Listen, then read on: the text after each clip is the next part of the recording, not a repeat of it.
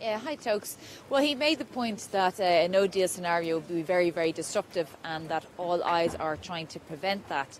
But he talked about a renewed optimism emerging from Brussels, probably this evening after the meeting between Michel Barnier and the British Attorney General Geoffrey Cox and Steve Barclay, the Brexit Secretary. And the focus of today's meeting will be what's called this new position, which is the enhanced arbitration mechanism that they're all looking at in order to break this deadlock, essentially. Now, what it is a formal mechanism for the UK and the EU to eventually withdraw from the backstop scenario, thus ensuring the UK is not trapped in the EU's customs union permanently.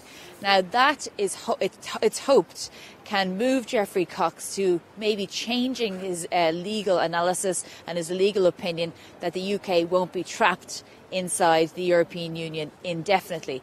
The problem with it is, though, Tokes, there already exists an arbitration mechanism within the withdrawal agreement under the Joint Committee where both sides can already formally decide that the backstop scenario needs no longer to apply.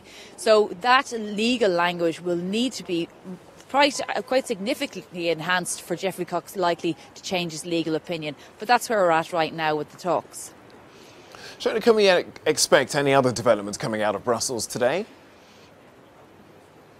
Yes, in relation to that, what I've heard from sources is both sides are still far apart.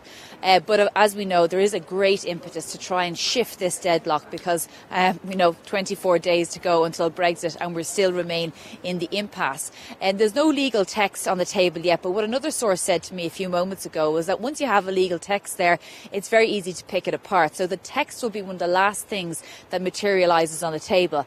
As I said, the deadlock remains, but there is a hope that something optimistic could emerge to hopefully maybe get this withdrawal agreement over the line.